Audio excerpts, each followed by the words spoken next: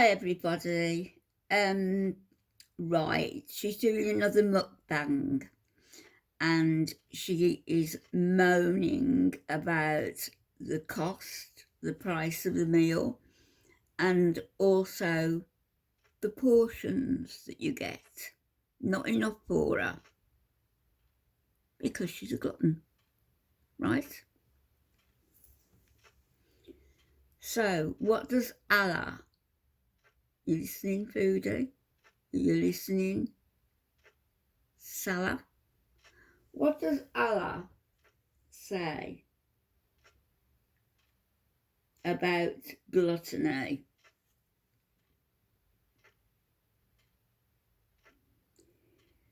Well,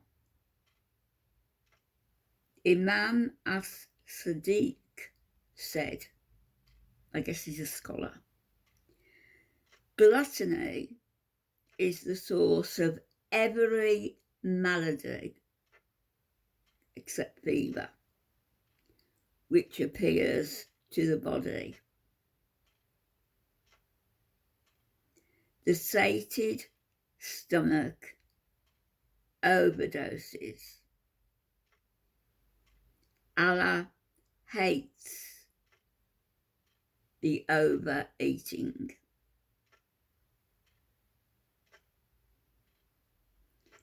So,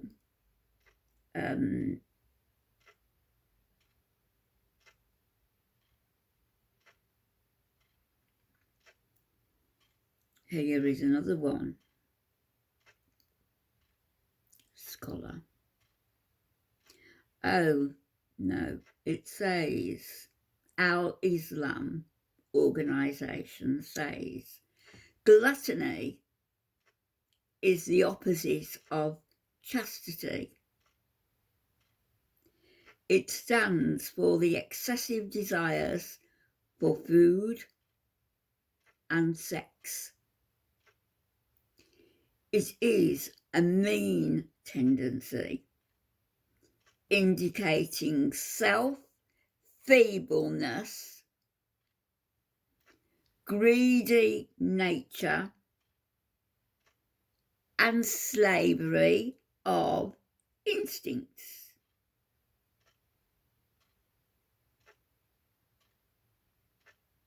Once, Amirul Mu'minin, another scholar, prophet, ate some dates, drank some water, and then beat on his stomach with his hand and said, away with him who lets his stomach cause him to be in hell.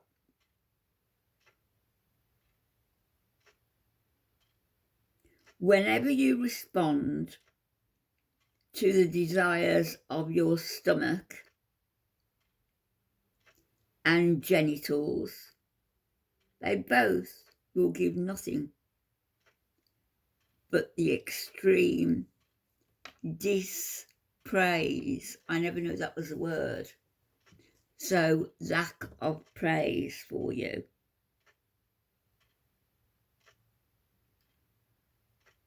So there.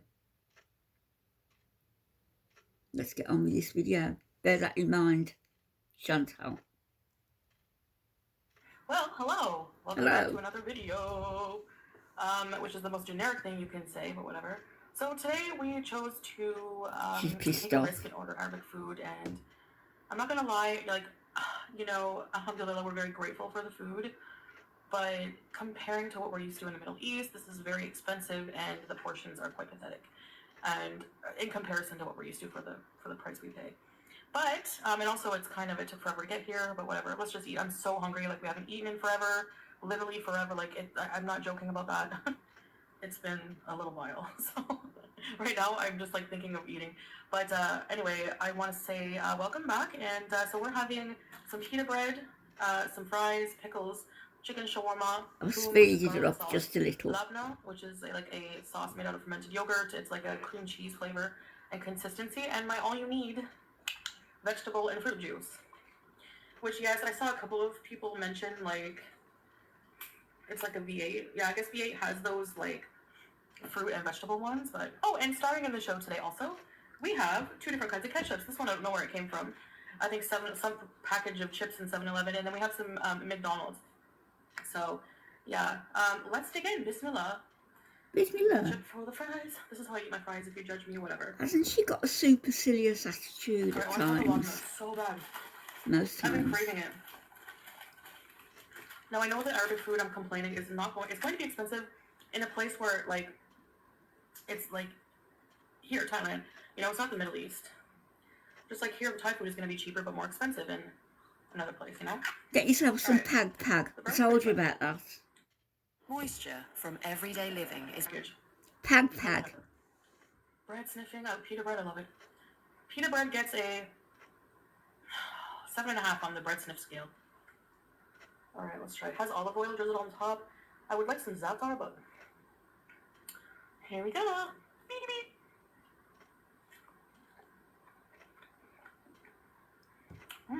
Very tangy. Where did you get the word beauty from? Who told her? I'm sorry, we had a technical malfunction. Everything was like set up makeshift. Like we had. That she was beautiful. We're using the flash of another phone. Just fell everywhere. I have to start realizing that I am like, if I'm a content creator, I need to start bringing my like package, like filming package. But I hate traveling with too many things. And yes, it's your A job. lot of things, but still. Okay, so I missed the tangy creaminess of labna. I would do apologise. Harriet's playing with a toy in the background. A pickle. All right, let's try shawarma. She cannot get that in her mouth quick enough, can she?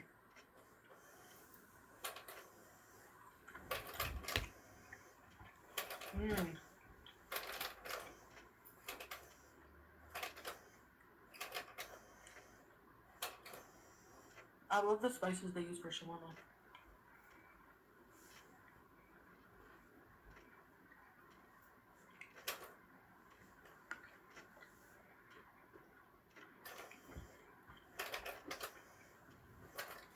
Pickled turnip. Pickled turnip. That's probably the best pickled turnip I ever had. I gotta have Salah try one. Where is he? So. Isn't the table low down? Good job. It's almost, you know, under her chin. Sorry, I'm holding it down, but I was hungry. You're a glutton. If you like this in front of thousands of viewers, what do you like alone? I'm gonna try making a sandwich. Disgusting. A demure, modest Muslim woman. So labna to me tastes like a mix between like sour cream yogurt, like Greek yogurt and cream cheese. Don't care.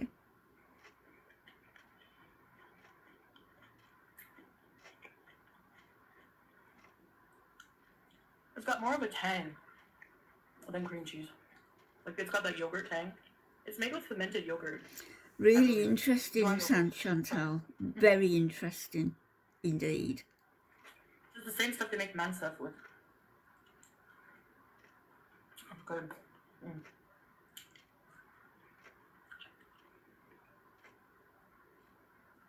Some pickled turnips, I find they taste strange. Like maybe a preservative they put in them. But this one is like yummy.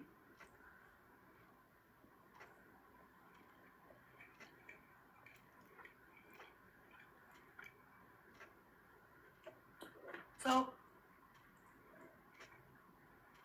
I think we'll talk a bit about, I have been wanting to talk about Halloween, because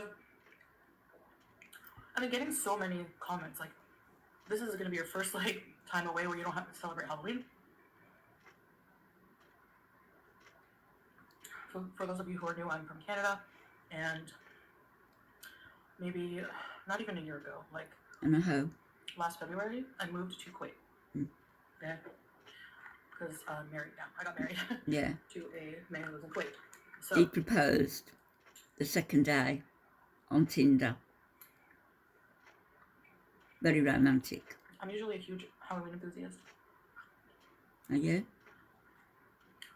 And this year I won't be in Canada to celebrate, so pig it down. People are wondering how that is affecting me. You know, that's fair. It does sort of. I do miss it. Oh.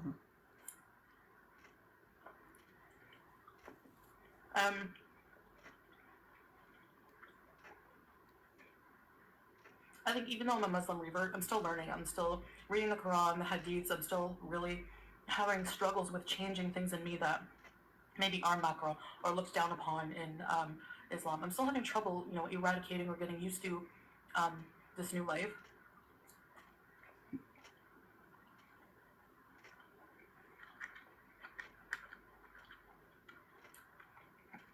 Yes, it was very dramatic. Celebrating Halloween, I think it's fine as long as you're not using it to like worship the devil. What? So, I think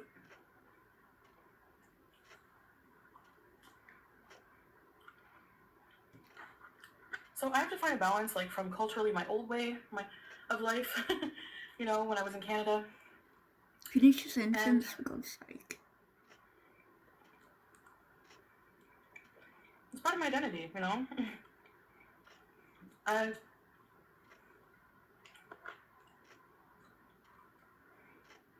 the new culture I'm living in now, I have to say, I'm going to find a way to celebrate Halloween. We'll see. Are you? Maybe there is a store. Oh. I think there's a costume store. Well, let me tell you, Islamic scholars agree that Halloween is prohibited. It's haram in Islam. They ruled that Halloween is against the Islamic law, Sharia, as it's based on pagan traditions and forbidden practices such as honouring the dead. It's noteworthy that Halloween originated from ancient Celtic and European pagan beliefs. It involves devil worship that represents polytheism in Islam.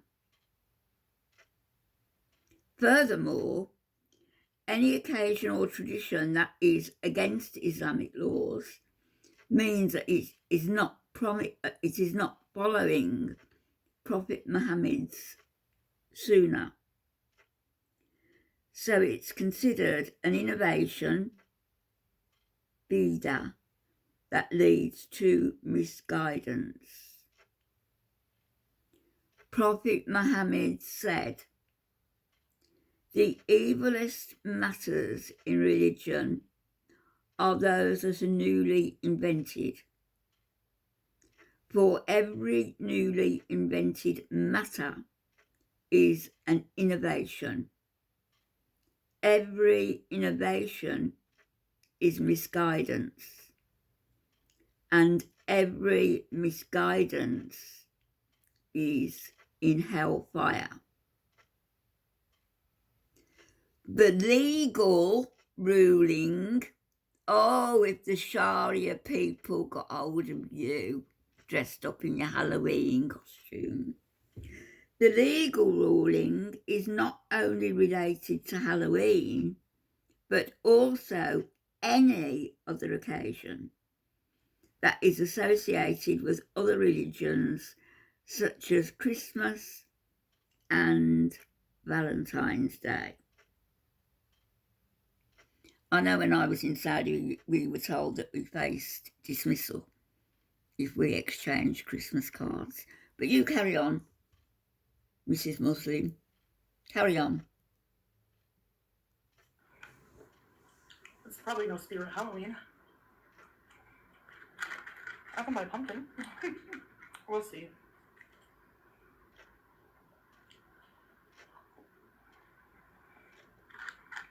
Because religion and culture are different. Most people in Kuwait have been brought up following both culture and religion the same. You know, their culture is very heavily based on... Shut up! You don't know anything. Right. It is impermissible for Muslims to dress up in costumes as they are related to another religion. Wearing them means participating in celebrations. Going to a Halloween party means participating in celebrations. Both cases are not permissible in Islam.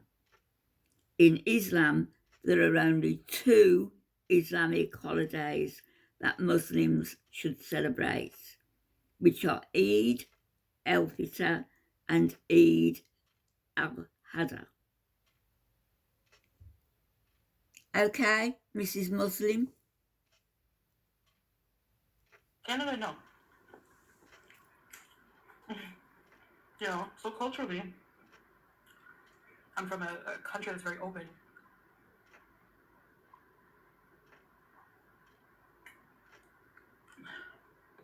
With lifestyle.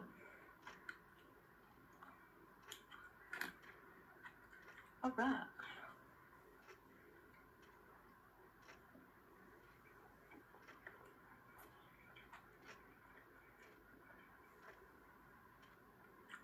I gave my other You should do better with your filming, so your head's on properly, and I can't eat something. You're sitting at a proper table. Look at you. I leave it off for a piece, you know. That's the same to me, but I refuse. He's eating a lamb, just not in the mood. But yeah, the price difference, of course, Middle East and here, very different. And I understand it, but at the same time, it's all right. You earn 6 figures. You said. Over it. I can't wait to be back with, you know, the good food.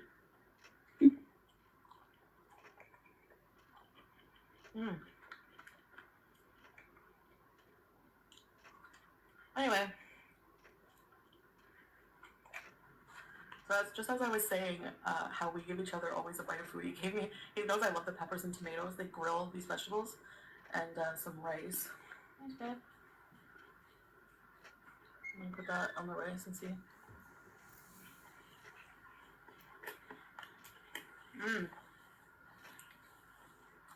These peppers are hot. You've got absolutely no manners. You're horrendous. My son and his friends are coming to lunch today. Table set with napkins, knives and forks, salt and pepper, glasses, cups for coffee. And look at you.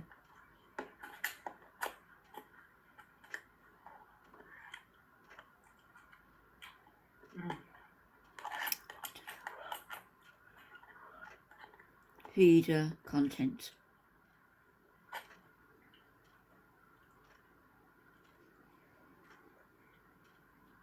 Okay, well anyways guys, that's it for now. Yeah, well that was interesting, Chantal. I'm sure. Yeah, that's it for this video. Thanks for having dinner with me and just listening to me chat.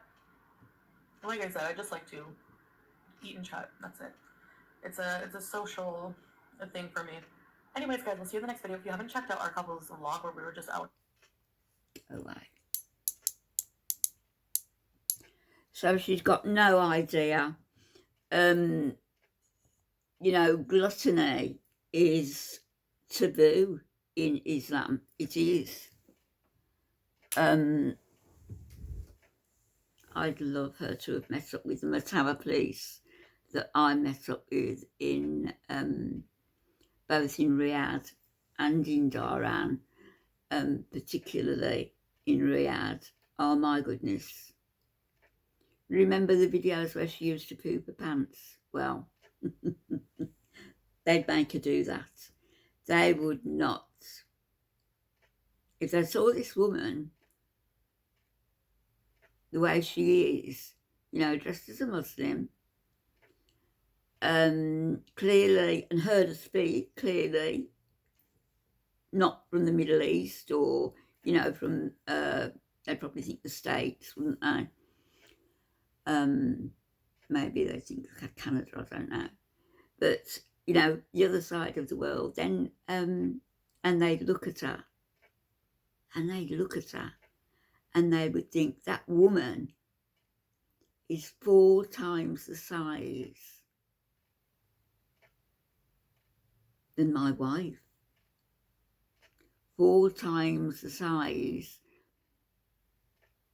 of a 5 foot nothing woman, particularly an Asian or Middle Eastern woman. There's loads of Filipinos, both in Riyadh and Dhahran, working as nurses, as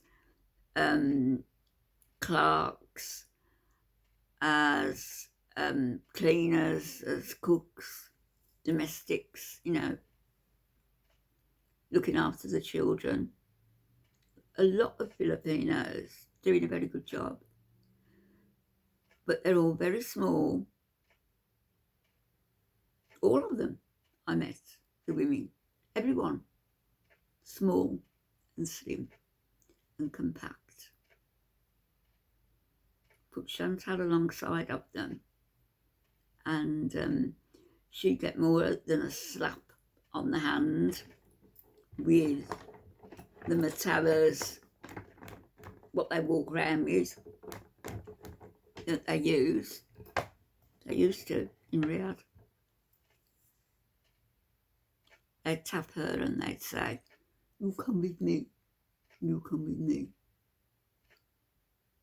And unlike the girl they did say it to when I was there, because she was wearing a dress that was calf length, she couldn't get into a long skirt because she was pregnant and she still had a couple of weeks before her time was up working in Riyadh. So she had about 2 weeks left. So she was wearing a calf length skirt and a dress, you know, with long sleeves. But the Matawa saw her, showing her ankles, showing her arms, parts of her arms like this, V-neck dress. And it was, "You come with me." And she was clearly pregnant.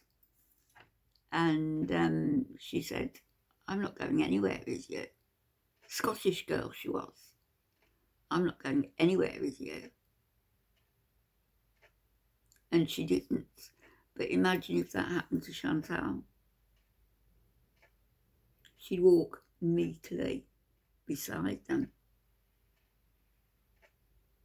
And I can't see Salah saying much either.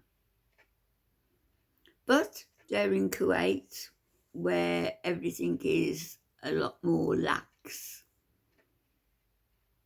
So we'll see what happens. I'll be back later, everybody. Okay, bye-bye.